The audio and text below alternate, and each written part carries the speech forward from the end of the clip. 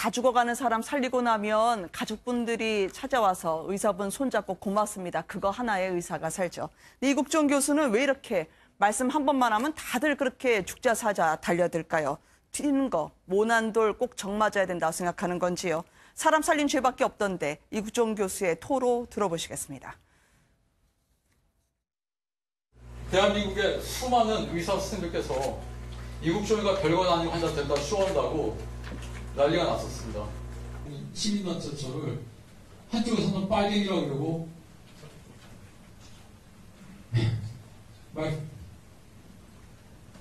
빨갱이라고 그러고 한쪽에서는 친미주의자라고 그러고 적폐 요즘 적폐라고 그러죠.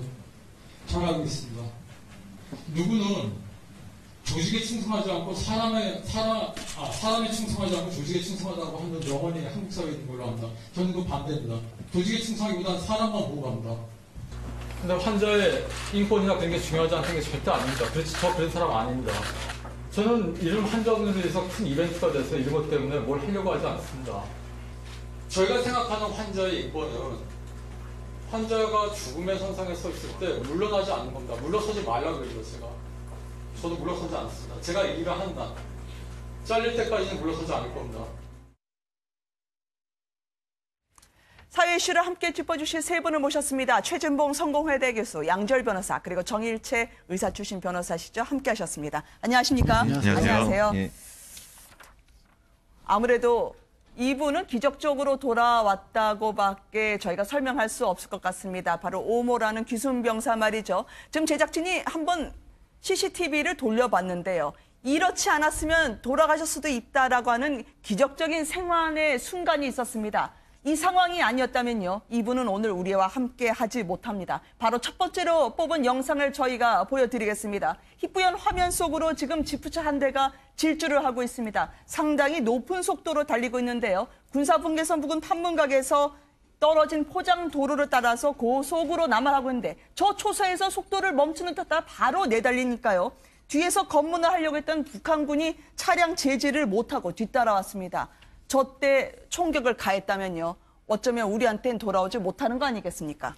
예, 그렇죠. 지금 말씀하신 것처럼 72시간 달이라고 부르죠. 저곳에 초소가 있었고 그렇기 때문에 저 때 이제 그 차량이 이동하면서 갑자기 하이라이트를 켰던 거, 또 헤드라이트를 켰던 것도 혹시 이제 그 남쪽에 신호를 보내거나 아니면 내가 타고 있는 차량이 사실 고급 장교가 타고 있는 차량이기 때문에 막지 말라는 표시일 수도 있었고 무엇보다 생각해보는 건 JSA 지역에 저렇게 차량을 몰고 귀순을 하는 시도가 있으려는 것 자체를 북한분들도 생각을 못했을 겁니다. 그렇기 때문에 저거를 저기서 막지 않았는데 그 이후에 혹시라도 중화기 같은 걸 이용을 해서 뭐 선제 공격을 했다거나 뒤쪽에서 공격을 했다면 말씀하신 것처럼 이후에 살아서 여기까지 한국까지 올 수가 없었겠죠. 저러다 타이어까지 총으로 쐈으면 어쩔 뻔했습니까? 맞습니다. 타이어가 만약에 공격이 됐으면 차량이 멈추게 되었을 것이고 그러면 아마 생포됐을 가능성이 높은데요. 게다가 또 재밌는 포인트는 그 이후에 추격을 왔던 북한군이 한번 살짝 미끄러지면서 자빠지는 듯한 모습을 보이는데요. 네, 그 장면도 저희가 준비를 했어요. 그렇죠. 일단은 저 장면을 보면은요.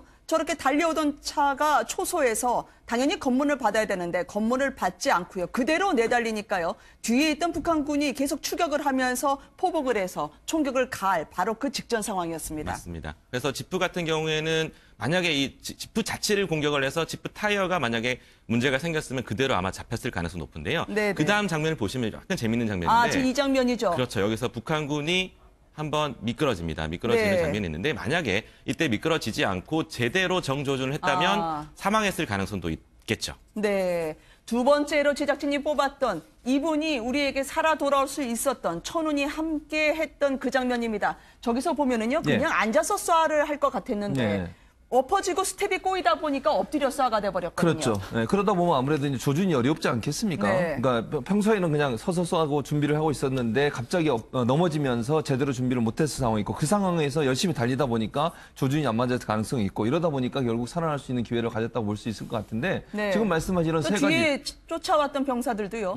앞에 있는 병사가 쓰러지다 보니까 뒤에서 피해서. 더 함께 정확하게 사격을 가할 수 있는데 그 총격이 뒷사람의 발에 걸려서 허둥지둥 결국 결국은 정조준을 못하게 됐거든요. 그렇게 된 거죠. 그러다 보니까 결국은 기순병사가 목숨을 건질 수 있는 기회가 됐다. 그러니까 천운이 따랐다고밖에 볼 수 없는 거죠. 저 네. 상황에서 뒤에서 3명이 나와서 총을 쏘고 있는 상황 아니겠습니까? 네. 40발이 넘어왔다고 하는데 그래도 뭐 몇 발 맞긴 맞았지만 생명을 구할 수 있었던 것은 여러 가지 조건들이 결국 저 병사가 우리 쪽으로 넘어올 수 있는 그런 여러 가지 요소로 작용을 했기 때문에 가능한 게 아니었나 하는 생각이 듭니다. 네, 정광석화처럼 뛰어갑니다. 낙엽 더미를 밟으면서 균형 잡기 어려웠던 상태였을 텐데 저 도로도요 전력으로 질주하면서 사력을 다해 뛰지 않았겠습니까? 사선을 넘은 기순병의 달리기를 보고 계십니다.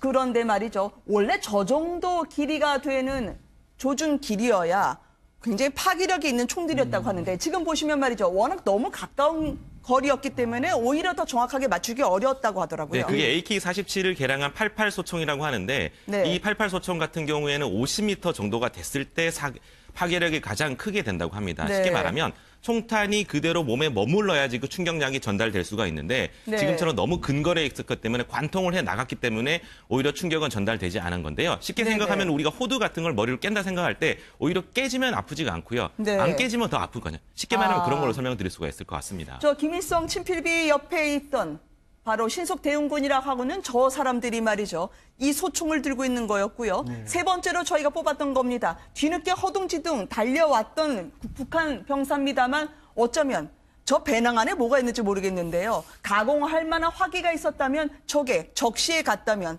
우리 기순병사가 목숨을 건지지 못할 수도 있었거든요. 실제 그럴 가능성을 배제를 못 하겠죠. 왜냐하면 그때 이제 통이 좀 긴 걸로 봐서는 네. 뭐 로켓포 같은 것도 있을 수 있고 아니면 수류탄 같은 것도 있을 수가 있고 이미 이제 많은 얘기가 있었지 않습니까? 네. JS에서는 권총밖에는 원래 못 가지고 있긴 하지만 네. 실제 조금만 바로 마주치고 있는데 후방에는 다 중화기 무장을 하고 있었기 때문에 저 안에는 틀림없이 그때 당시의 상황에 맞춰서 그런 정말 직접적인 전면 충돌에 맞춰서 화기를 소지하고 있을 가능성은 높았는데 네. 다행인 것은 그때 들어왔어도 우리 쪽으로도 사실은 남쪽 분계선을 들어와서 몇 초 있다가 건너갔잖아요. 네. 그리고 나서 다 모였었는데 아마 북한군의 뭐 간부인 장교격, 우리 장교격인 사람도 판단을 했겠죠. 여기서 만약에 넘어 들어가서 저쪽으로 어떻게 보면은 쫓아서 들어가면 전면전으로 확장이 될 수 네. 있다. 그래서 다행히 그나마 거기서 뒤로 돌아서 나갔기 때문에 살았던 거죠. 네.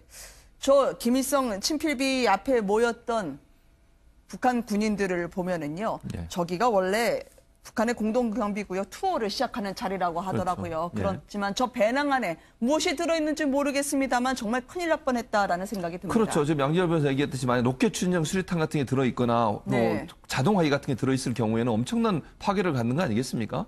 그런데 다행히 지금 이제 양지열 변호사 지적했지만 제가 볼 때는 저기서 만약에 저런 화기를 활용했을 경우에 전면전을 갈 가능성도 있고 네. 유엔사가 가만히 있지 않을 수 있는 상황 아니겠습니까? 그래서 더 이상 확전을 할 수 없는 상황에서 돌아간 것 같아요. 아마 고민을 많이 했을 것 같은데 계속 저격을 하거나 계속 쫓아가거나 아니면 또 다른 중대 화기를 사용했을 경우에는 남북한 간에 큰 교전이 일어날 가능성이 있어서 북한군 입장에서도 그게 부담이 됐을 가능성이 있고 네. 그러다 보니까 결국은 더 이상의 추격이나 더 이상의 총을 쏘는 그런 행위를 하지 않은 것으로 보여집니다. 사실 그 중화기 같은 경우에는요. 네. 사실 정전 이후에 남북한은 애초에는 중화기를 이 JS에 배치하지 않는 것으로 대충 합의가 돼 있던 것 같은데요. 네. 그러나 북한이 계속 JS 근처 그리고 이 DMZ 근처에다가 중화기를 설치하는 바람에 2014년 9월 이후부터 유엔사에서도 남측에도 중화기를 허용하도록 되어 있긴 하지만 실제로 지금 알려진 바에 따르면 우리 남한군 병사들은 권총을 소지하고 있는 걸로 알려져 있거든요. 그렇기 네. 때문에 지금 현재 북한군이 총을 쏜 것도 문제지만 만약에 중화기를 제대로 많이 배치하고 있었다 그러면 그 부분도 정전협정 관련해서 문제가 될 수 있을 것으로 보입니다. 네. 화면에서 보지만 대형 사건이 터졌다. 이 충격을 온몸으로 체감한 북한군이 보입니다. 뛸 때마다 자동 소총이 좌우로 심하게 흔들리는 모습을 저희가 볼 수가 있거든요. 총격을 가할 뻔했지만 결국 첫 번째 고비에서 차량은 무사히 저 고속도로를 빠져나올 수가 있었습니다. 아주 급하게 우회전을 하면서요. 공동경비구역 쪽으로 달려올 수밖에 없는 그 차량이었는데요. 첫 번째 고비를 넘기고 나서요. 두 번째.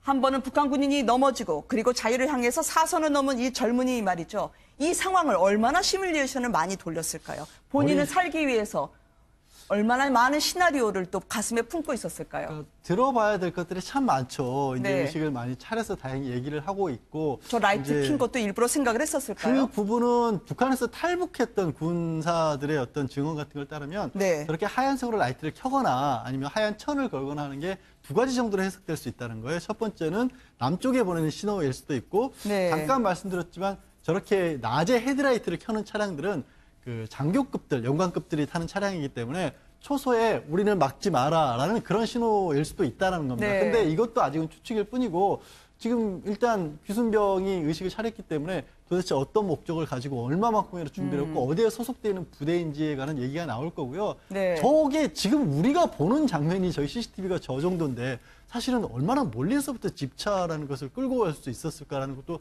저는 되게 신기하거든요. 네. 왜냐하면 그게 병사가 그냥 차량을 가지고 북한에서 질주해서 다닐 수 있다는 것 자체가 이해가 안 되는 상황이어서 말씀하신 것처럼 저 차량을 준비하게 된 계기 어떤 차량이었는지 얼마 전부터 왜 하는 것들은 사실은 굉장히 이제 기다려지는 그런 상황입니다. 네. 또 하나 말이죠. 예, 예. 일각에서는 날씨가 귀순병을 살렸을 것이다라는 추정도 하시더라고요. 저 와이파를 작동하면서 본인이 예. 흰 깃발을 날리지 않아도 라이트를 켜고 저는 이제 귀순합니다라는 거를 치밀하게 생각을 하고 왔던 것 같고요. 그렇죠. 또 솜을 넣은 동복이 귀순병 몸을 보호했을 가능성도 있는 겁니까? 그럴 가능성도 있죠. 이제 겨울에 아무래도 동복을 입으려면 솜을 넣어서 누비를 하지 않습니까? 그래서 네. 옷을 입게 되는데 그렇게 되면 아무래도 총탄이 들어왔을 때 조금이라도 물론 총탄이 뚫고는 들어오지만 네. 방어막 역할을 할 수 있는 거죠. 1차적으로 방어를 해주기 때문에 더 깊숙이 들어오는 것을 막아줬을 가능성이 있고 라이트 킨 거는 제가 이제 해군 해병대 7년 동안 장교로 근무를 했는데 예, 라이트를 켜고 오는 건 보통 그 장교급이나 장관들 또는 뭐 이렇게 별자 네. 장성이라고 그러죠. 장성들이 탄 차는 라이트를 켜고 오면 검문 안 합니다. 대체적으로. 아, 그렇군요. 왜냐하면 고급 장교가 타고 있다는 건 신호거든요. 왜냐하면 그런 뭐 장성들이 지나가는데 검문하고 이러면 이제 별로 이렇게 장성들이 싫어하고 이럽니다. 원래는 해야 되지만. 아, 그래서 그러면 교수님 말씀에 따르면 예. 저 초소를 지나갈 때 말이죠. 예. 검문을 받지 않기 위해서 일부러 라이트를 저는 켜면서 그렇다고 보는 내 거죠. 차에는 장성이 타고 있으니 그렇죠. 막아서지 고급- 마라라는 그렇죠. 신호를 보냈다는 거군요. 평소에 저 군인이 운전병으로 일을 했거든요. 근데 찝차를 북한에서 찝차를 탈 정도면 고위급 장교일 가능성이 있습니다. 그리고 네. 통상적으로 라이트를 켜고 운전병이 운전에 갔을 때는 막지 않았다고 하는 관례가 있었던 것 같아요. 그러다 네. 보니까 저기서 멈칫하다가 막지 않지 않습니까? 그리고 지나고 나서 보니까 혼자 타고 있어서 아마 뒤에 쫓아오는 장면으로 연결되는 걸 보면 라이트 자체가 본인이 쉽게 거기를 통과하게 하는 하나의 수단이었을 가능성이 있다는 거죠. 그럼 와이퍼를 작동시킨 것도 그 중에 하나입니까? 그건 아닌 것 같아요. 와이프 네. 같은 거는 아마 급하게 오다 보니 이게 손을 우리도 그러잖아요. 운전 처음 하시는 여성분들 같은 경우 뭐 남성도 그렇습니다. 남성 네. 여성들 다 처음 운전하다 보면요. 여성, 이게- 남성 다 해주셔서 그렇죠. 감사해요. 예, 그렇죠. 왜냐하면 이 깜빡이 킨다고 키는데 결국 잘못하다 보면 왼쪽 오른쪽 걸 몰라서 그냥 와이퍼를 네. 켜는 경우가 있어요. 그래서 아마 너무 긴장하다 보니까 제가 볼 때는 와이퍼를 잘못 작동한 게 아닌가 하는 생각은 듭니다. 네, 솜이 들어간 동복이 혹시 총알을 잠깐 빙글빙글 돌게 하거나 치명상을 입히지 않도록 도와준 게 아닐까라는 분석까지 저희가 들어봤는데요. 어쨌든 병사들의 북과 남에 한때는 같이 있었던 저 사람들은 누군가는 멈추면 끝장이고 누군가는 멈추지 못하게 하면 끝장이라는 절박감으로 이 상황을 멈추려 했던 것 같습니다. 어떻게 됐을까요? 저 귀순병에 침묵하는 북한입니다만 저 사람들의 안위가 또 한편으로는 궁금하면서도 걱정되기도 합니다. 사실 북한에서는 이 발표를 제대로 못할 것 같습니다. 왜냐하면 네. 첫 번째 세 가지로 생각할 수가 있는데요. 첫 번째로는 이 경계망이 뚫렸다는 스스로의 어떤 치부가 드러나는 부분이기 때문에 네. 발표를 하지 못할 것이고요. 두 번째로는 이 결국 귀순병사가 살아났습니다. 만약에 네. 이런 정도의 총격을 받았을 경우에 북한에 있었다면 북한의 의료시설이었다면 살아나지 못할 수 있는데 남한에서는 살아났다는 점이 굉장히 걸릴 것이고요. 네. 세 번째는 이렇게 JS에서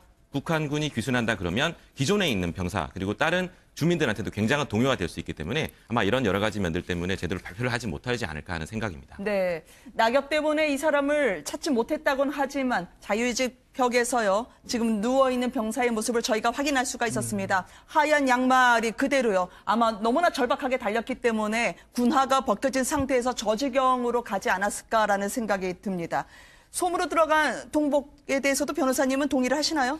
그거는 충분히 가능성이 있는 게 지금 이 현대초는 이게 네. 오래됐죠. 라이플이라는 표현을 쓰는 것 자체가 총알이 회전을 하게 만들게 되면서 그때부터 라이플이라는 표현을 썼습니다. 아, 그렇군요. 그러니까 솜이 들어가 있었을 경우에는 회전하면서 거기에 꼬이게 되죠. 그래서 예전에 지금과 같은 어떤 방탄복이 아니라 초기의 방탄복 같은 경우는 섬유질을 굉장히 촘촘하게 집어넣은 것을 방탄용으로 썼었거든요. 네. 그게 아마 조금 더 그 충격을 완화시켰던 것도 있고, 아까는 저기 넘어지는 병사가 사실상 해프닝처럼 보이긴 했지만 또 이제 처음에 네. 북한군이 아마 등 뒤에서 소총을 이용해서 사격을 했을 것이다라는 얘기가 이국정 교수의 발표에서 골반 부분에 네. 상향봉으로 총알이 박혔던 게 나왔잖아요. 아, 그렇죠. 아마 그 저 자세에서 쐈기 때문에 아, 네. 골반 쪽에 아마 총알이 그렇게까지 들어갈 수 있었던 걸로 보여요. 네.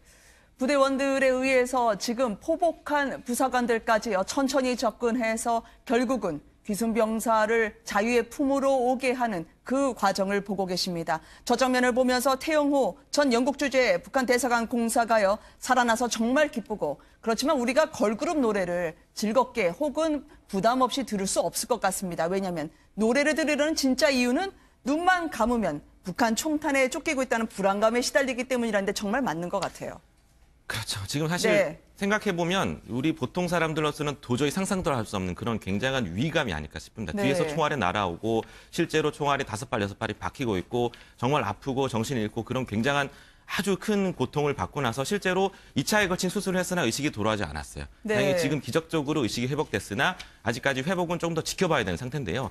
이렇게 굉장히 긴장감이 되고 어떤 정신적인 트라우마까지 있는 상태에서 내가 나만의 정말 살아있구나라는 것을 느끼기 위해서 걸그룹 노래를 듣고 있긴 한데 그래도 들어도 자꾸만 그때 생각이 나지 않을까 하는 걱정이 듭니다. 네, 트라우마가 심하지 않겠습니까? 현재 물만 마실 수 있는 상태라고 하는데요. 기생충은 다행히 구충제 투약으로 해결을 하고 있는 것 같고요. 예. 그러나 추가 수술 가능성도 있는 그 사람, 그렇지만 북한 주민처럼 자유를 향해서 죽어도 간다라는 일념으로 달린 것 같습니다. 그 질주를 보면 너무나 짠한 것 같아요. 그럼요. 목숨 건 탈출이죠. 사실은 죽을 수도 있는 거 아니겠습니까? 네. 만약 발각되거나 뭐 그렇게 됐을 경우에는 본인이 죽을 수 있다는 각오를 하고 저는 왔다고 봐요. 그 말은 결국 북한이 얼마나 싫었으면 왔겠습니까? 북한에서 하는 것이 죽는 것보다 더 어렵고 힘들기 때문에 나온 거 아니겠습니까? 그런 차원에서 본다고 하면 이 북한군 병사가 와서 지금 물론 몸이 아파서 누워있지만 한국 노래를 듣고 한국의 태극기를 보는 순간 안도가 되지 않겠습니까? 그리고 눈만 감으면 제가 볼 때는 그 트라우마에 시달릴 거예요. 자기가 쫓겨오던 시간, 그다음에 총을 발사하던 그 죽음의 사선을 넘는 광경이 그렇게 쉽게 사라지지 않거든요. 그래서 네. 아마 그 뭐 이국정 교수팀이나 아니면 병원 의료진들 같은 경우에는 그런 트라우마를 좀 회복시키기 위해서 한국 노래도 들려주고 한국 태극기도 보여주고 이러면서 자유의 품에 와 있고 안전하다. 당신은 네. 지금 안전한 상태에 있다고 하는 부분을 계속 인지를 시켜서 그 트라우마를 좀 회복시키려는 그런 의도를 갖고 있는 것으로 보여집니다. 네. 많은 분들이 깜짝 놀랐죠. 배우 현빈을 닮은 외모라고 해서 말이죠. 이제는 다시는 군대 가고 싶지 않다. 농담을 할 정도까지 회복이 됐다고 하는 북한 병사입니다. 이분은 말이죠. 그런데 대한민국 해병대 가라고 또 이국종 교수가 농담처럼 이야기를 했다고 하는데요. 예, 8년 군대 생활을 했지 않습니까? 지금 네. 25살로 알려지니까 북한이 17 정도의 군대를 가니까 정말 지겨울 만큼 군대를 갔었고 군대에서 또 괴로운 일이 있었기 때문에 지금 탈북을 한 건데 군대를 네. 가라는 농담을 할 아, 정도면 현빈 씨가 실제로 북한군 역할을 아, 했군요. 네. 그렇죠. 저 영화에서. 영화 공저였고요. 네. 그때 북한 특수부대원으로서 남한에 내려와서 그 우리 한국 형사와 함께 공조를 해서 수사를 하는 건데 네. 또 안타까운 게 갑자기 생각나는 게 저 영화에서 북한군 또 다른 장교가 김주혁 씨였습니다. 아, 얼마 네. 전에 사망을 했던. 근데 그래서 이제 해병대 농담을 이국종 교수가 한 게 저기서 나오는 해병군 특수부대원처럼 생겼다라는 거예요. 몸집도 네. 딱 해병대 우리 UDT라고 부르지 않습니까? 특수침투조처럼 그렇게 작지만 단단한 근육질이라고 하고요. 네. 그 머리 스타일 같은 것도 해병대를 좀 닮았다. 생각해 보니까 지금 외신에서는 이국종 교수를 보고 또 미국 드라마에 나오는 맥드림이라는 교수가 비슷하다고 하는데 네. 그 분을 소재로 한 영화 같은 걸 만들어도 좋을 것 같다는 생각도 듭니다. 맥드리미가 누군가요? 맥드리미 같은 경우에는 미국의 유명한 미 드라마 그 네. 그레이 아나토미 저도 많이 봤는데요. 네. 이 시즌이 굉장히 오래 진행될 정도까지 굉장히 인기가 많은데 아. 이 맥드리미가 그 드라마에서 신경외과 의사인데 실력도 뛰어나면서 잘생기고 그리고 세심하고 굉장히 그 매너도 좋은 그런 그 교수로 나옵니다. 실제로 네. 그래서 이 WP 워싱턴 포스트에서는 이 사건을 굉장히 관심 있게 보도를 하면서 이 한국 국민은 지금 이국종 교수만을 보고 있다. 이국종 교수는 한국의 맥드림이다. 이렇게 평가를 네. 하고 있습니다. 제가 아까 이제 양지열 변호사 했던 건 한 가지만 네, 말씀드리면 말씀하세요. UDT는 해군입니다. 해병은 아니고요. UDT는 네, 네. 해군의 심해 그러니까 아주 깊은 바닷속에서 작전을 수행하는 곳이고요. 네. 지난번에 우리 서해에서 있었던 사고들 있지 않습니까? 해상 사고에 잠수부로 침투해서 그 해상 사고의 어떤 희생자들을 구출하는 그런 역할을 하는 그런 해군의 아주 중요한 특수부대원들이고요. 해군 장교 출신의 네, 최진봉 교수의 그렇죠. 이야기를 제가 듣고 또 계십니다. 해군이지만 해병대에도 근무를 아, 했거든요. 네. 그래서 해군 해병대에 제가 반반씩 근무를 했는데 7년 동안. 네. 해병대는 지금 말씀하시는 것처럼 이 머리 스타일이 지금 현재 넘어온 그 병사의 머리 스타일 해병대 머리 스타일이에요. 돌격 스타일이라면서요? 상륙 돌격형. 그러니까 네. 위에만 머리가 있고 나머지는 머리가 없습니다. 그렇게 만든 네. 이유가 있어요. 왜 그렇게 하냐면요. 상륙을 하기 위해서는 배를 타고 이동을 하지 않습니까? 네. 만약 배에 빠지면 빨리 건져내기 위해서 위에만 머리를 남겨놓은 거예요. 그래서 머리를 빨리 집어서 이렇게 혹시 물에 빠져서 건져내기. 그걸 상륙 돌격형 머리라고 하는 해병대의 특징이고요. 네. 저도 해병대에 근무를 했으니까 3년 동안. 네. 그래서 그런 모습을 보면 아마 현빈을 얘기한 것도 현빈 씨가 또 해병대 출신이에요. 군대를 해병대로 갔다 와서 아마 그래서 이국정 교수가 현빈 씨 얘기하고 해병대 얘기를 하지 않았나 하는 생각이 듭니다. 네. 군대 소식은 언제 들어도 신선하네요. 그렇지만 이게 증상이보다는 사람만 보고 갑니다. 근데 환자의 인권이나 그런 게 중요하지 않다는 게 절대 아닙니다. 저 그런 사람 아닙니다. 저는 이런 환자분에 대해서 큰 이벤트가 돼서 이런 것 때문에 뭘 하려고 하지 않습니다. 저희가 생각하는 환자의 인권은 환자가 죽음의 선상에 서 있을 때 물러나지 않는 겁니다. 물러서지 말라고 그러죠, 제가. 저도 물러서지 않습니다. 제가 일을 한다. 잘릴 때까지는 물러서지 않을 겁니다. 사회 이슈를 함께 짚어주실 세 분을 모셨습니다. 최진봉 성공회대 교수, 양지열 변호사, 그리고 정일채 의사 출신 변호사시죠. 함께 하셨습니다. 안녕하십니까? 안녕하세요. 예. 아무래도 이분은 기적적으로 돌아왔다고밖에 저희가 설명할 수 없을 것 같습니다. 바로 오모라는 귀순병사 말이죠. 지금 제작진이 한번 CCTV를 돌려봤는데요. 이렇지 않았으면 돌아가실 수도 있다라고 하는 기적적인 생환의 순간이 있었습니다. 이 상황이 아니었다면요? 그렇기 때문에 저기서 막지 않았는데 그 이후에 혹시라도 중화기 같은 걸 이용을 해서 뭐 선제 공격을 했다거나 뒤쪽에서 공격을 했다라면 말씀하신 네. 것처럼 이후에 살아서 여기까지 한국까지 올 수가 없었겠죠. 저러다 타이어까지 총으로 쐈으면 어쩔 뻔했습니까? 맞습니다. 타이어가 만약에 공격이 됐으면 차량이 멈추게 되었을 것이고 그러면 아마 네. 생포됐을 가능성이 높은데요. 게다가 네. 또 재밌는 포인트는 그 이후에 추격을 왔던 북한군이 한번 살짝 미끄러지면서 자빠지는 듯한 모습을 네, 보이는데요. 그 장면도 저희가 준비를 했어요. 그쵸. 그 네, 장면- 일단은 네. 저 장면을 보면은요. 저렇게 달려오던 차가 초소해서 당연히 검문을 받아야 되는데 검문을 받지 않고요. 그대로 내달리니까요. 뒤에 있던 북한군이 계속 추격을 하면서 포복을 해서 총격을 가할 바로 그 직전 상황이었습니다. 맞습니다. 그래서 지프 같은 경우에는 만약에 이 지프 자체를 공격을 해서 지프 타이어가 만약에 문제가 생겼으면 그대로 아마 잡혔을 가능성이 높은데요. 네네. 그 다음 장면을 보시면 약간 재밌는 장면인데 지금 이 장면이죠. 그렇죠. 여기서 북한군이 한번 미끄러집니다. 다 죽어가는 사람 살리고 나면 가족분들이 찾아와서 의사분 손잡고 고맙습니다. 그거 하나의 의사가 살죠. 근데 이국종 교수는 왜 이렇게 말씀 한 번만 하면 다들 그렇게 죽자 사자 달려들까요? 튀는 거, 모난 돌 꼭 정 맞아야 된다고 생각하는 건지요. 사람 살린 죄밖에 없던데 이국종 교수의 토로 들어보시겠습니다. 대한민국의 수많은 의사 선생님들께서 이국종이가 별거 아닌 환자 된다 쇼한다고 난리가 났었습니다. 시민단체 저를 한쪽에서는 빨갱이라고 그러고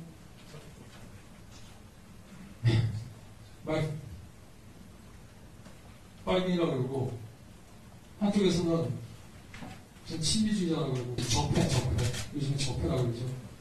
잘 알고 있습니다. 누구는 조직에 충성하지 않고 사람에 충성하지 않고 조직에 충성하다고 하는 영원히 한국 사회에 있는 걸로 합니다. 저는 그 반대입니다. 미끄러지는 네. 장면이 있는데 만약에 이때 미끄러지지 않고 제대로 정조준을 했다면 사망했을 가능성도 있겠죠. 네. 두 번째로 제작진이 뽑았던 이분이 우리에게 살아 돌아올 수 있었던 천운이 함께 했던 그 장면입니다. 저기서 보면은요, 그냥 앉아서 쏴를 할 것 같았는데 네. 엎어지고 스텝이 꼬이다 보니까 엎드려 쏴가 돼버렸거든요. 그렇죠. 네, 그러다 보면 아무래도 이제 조준이 어렵지 않겠습니까? 네. 그러니까 평소에는 그냥 서서 쏘고 준비를 하고 있었는데 갑자기 넘어지면서 제대로 준비를 못했을 상황이 있고 그 상황에서 열심히 달리다 보니까 조준이 안 맞을 가능성이 있고 이러다 보니까 결국 살아날 수 있는 기회를 가졌다고 볼 수 있을 것 같은데 네. 지금 말씀하신 이런 또 세 가지 뒤에 쫓아왔던 병사들도요. 예. 앞에 있는 병사가 쓰러지다 보니까 그걸 뒤에서 피해서. 더 함께 정확하게 사격을 가할 수 있는데 그 총격이 뒷사람의 발에 걸려서 그렇죠. 허둥지둥 예. 결국은 정조준을 못하게 됐거든요. 그렇게 된 거죠. 그러다 보니까 결국은 기순 병사가 목숨을 건질 수 있는 기회가 됐다. 그러니까 천운이 따랐다고밖에 볼 수 없는 거죠. 저 네. 상황에서 뒤에서 3명이 나와서 총을 쏘고 있는 상황 아니겠습니까? 네. 40발이 넘어왔다고 하는데 이분은 오늘 우리와 함께 하지 못합니다. 바로 첫 번째로 뽑은 영상을 저희가 보여드리겠습니다. 희뿌연 화면 속으로 지금 지프차 한 대가 질주를 하고 있습니다. 상당히 높은 속도로 달리고 있는데요. 군사분계선 부근 판문각에서 떨어진 포장 도로를 따라서 고속으로 남하하고 있는데 저 초사에서 속도를 멈추는 듯 하다 바로 내달리니까요. 뒤에서 검문을 하려고 했던 북한군이 차량 제지를 못하고 뒤따라왔습니다. 저 때 총격을 가했다면요. 어쩌면 우리한테는 돌아오지 못하는 거 아니겠습니까? 예, 그렇죠. 지금 말씀하신 것처럼 72시간 달이라고 부르죠. 저곳에 네. 축소가 있었고 그렇기 때문에 저 때 이제 그 차량이 이동하면서 갑자기 하이라이트를 켰던 거, 또 헤드라이트를 네. 켰던 것도 혹시 이제 그 남쪽에 신호를 보내거나 아니면 내가 타고 있는 차량이 사실 고급 장교가 타고 있는 차량이기 때문에 막지 말라는 표시일 수도 있었고 네. 무엇보다 생각해 보는 건 JSA 지역에 저렇게 차량을 몰고 비순을 하는 시도가 있으려는 것 자체를 네. 북한 분들도 생각을 못했을 겁니다.